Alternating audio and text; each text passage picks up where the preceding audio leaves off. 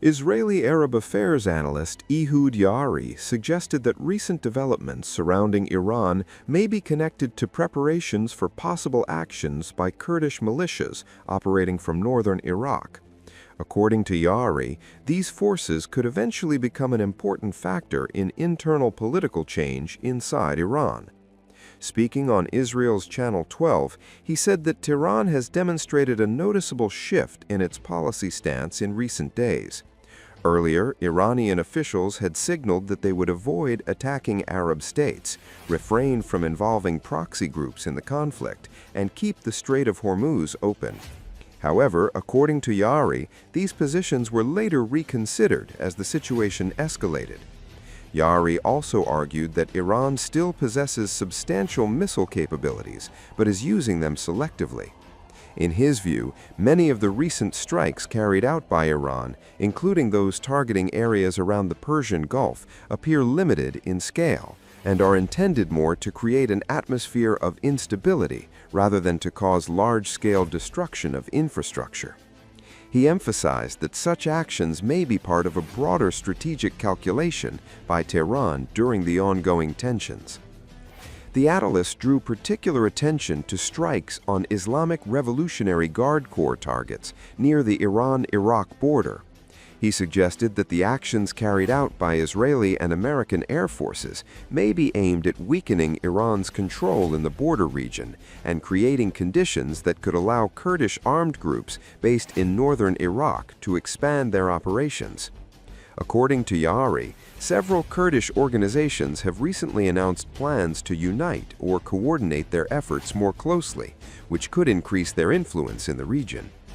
One Kurdish leader recently stated in an interview that the current Iranian system could eventually collapse from internal pressures and that Kurdish groups might play a decisive role in that process.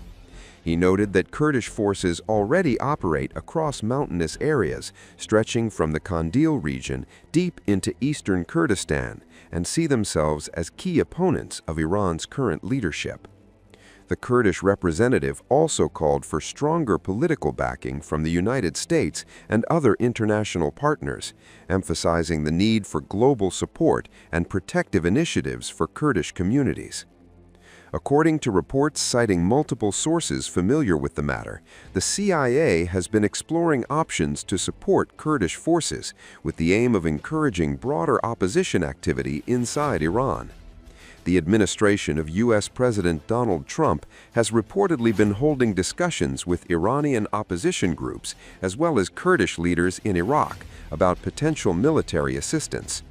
Kurdish armed organizations connected to the Iranian opposition are believed to have several thousand fighters positioned along the Iraq-Iran border, most of them based within Iraq's Kurdistan region. Since the beginning of the current conflict, some of these groups have released statements hinting at possible upcoming actions and urging Iranian military personnel to defect from the government.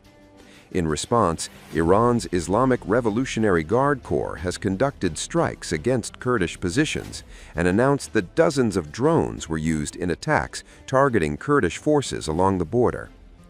At the same time, diplomatic contacts have reportedly taken place between U.S. officials and Kurdish political leaders.